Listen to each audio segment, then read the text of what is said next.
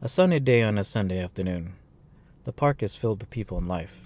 The expressions on everyone's face display the intensities of the game at hand. On one side, it will be the first championship, and on the other side, it will just add one more season to their championship streak.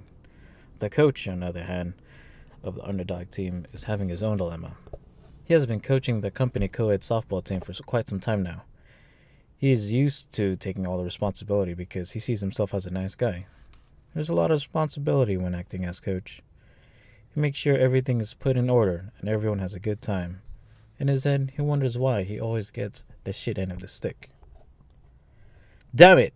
he yelled out loud as he watches his players get the last out of the inning. He has built up so much frustration with what he does for people that he does not understand why he isn't liked. He makes sure he brings a party when it's someone's birthday. He makes sure everyone is at ease at work with some office comedy.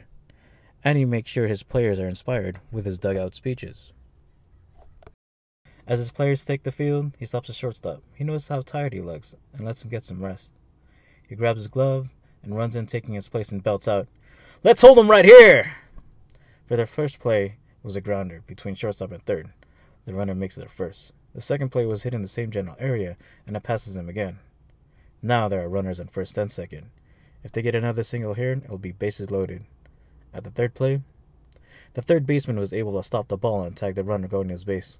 He quickly tosses it to second baseman, which he tags the base, and launches it to first, which ends up being a triple play. The crowd roared with excitement as opposing players took the field.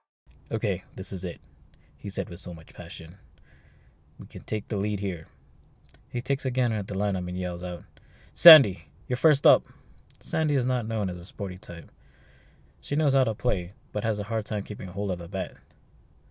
The pitcher tosses an easy one because he believes he doesn't need to put much effort on his hitter. She swings and whiffs the first pitch, and the bat flies off her hands.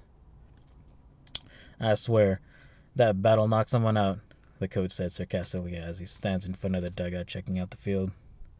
"Hopefully it'll be you," snapped the shortstop player. The dugout was quiet. The coach just looked at him with detest and shook his head and returned his eyes to the field. The next pitch was thrown. Sandy had her eye on the ball while she tightened her grip.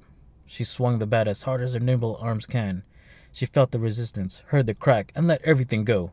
The ball flew to right field, and she ran as hard as she can to first. No one stopped her at first, so she continued on to second. She noticed that no one was on base as she came to a close, and she started rounding it to third. When she almost reached third, she noticed a crowd around the dugout. The coach was lying on the ground unconscious.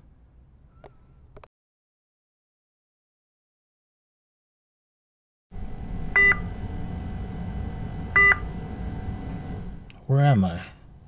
the coach asked as he awoke from the beeping noise of the telemetry monitor. "You're in the hospital, sir," the nurse replied as she checked the monitor. "You have been unconscious for about a week."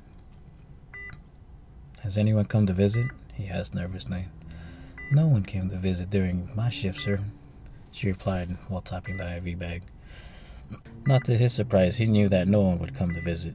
He pressed the button on the television remote and slumped on his bed as he flipped through the channels listening to the beeps on the telemetry monitor. In the restaurant on the other side of town, the team celebrates their first victory.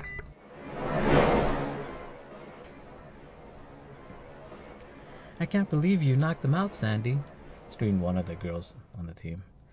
"I'm so glad you did. Did you know what he did on Frank's birthday?" "No, what did he do?" Sandy replied with a confused look on her face. "He brought in a cake that had candles with fire so intense that it singed his eyebrows." Sandy had a shocked look on her face. "Oh? And you know what he did to Mark in accounting?" one of the guys asked. "What happened to Mark?" "He broke his side view mirror and left it on his desk," he said with aggression. His reasoning for his actions was because he couldn't open his passenger side door to get his suitcase. "Oh my," Sandy replied, with covering her mouth. "And he just laughed away like it was some kind of joke," the guy continued. "Oh, he took all my pads from my purse and replaced it with baby diapers," screamed the catcher. "I bled through my favorite skirt. It's no wonder why he still lives alone." "Oh, and that speech for the last game?" belted the shortstop player. "He just cussed us out, that fucking douchebag. How was that an inspirational speech? I have no idea why he took you off shortstop, said the second baseman. I know, replied the shortstop player. All the players went past him. We got so lucky on that triple play. I hope no one visited him, another said, with such disappointment. I bet no one did. Not even his mama liked how he turned out. The coach was lying still on the bed, sulking as not knowing of the party taking place. He worked himself up and sat at the edge of the bed. He stared at his toes, counting from left to right, and then right to left. He planted his feet on the cool hospital floor and limped his way to the window, pulling his IV pole and his telemetry monitor. He opened the window and noticed a 5-story drop. He watched as people came into and out of the hospital. And then he noticed one family coming out of the hospital with a patient in a wheelchair with all happy smiles. He muttered to himself, "Will I even be missed if I wasn't here today?"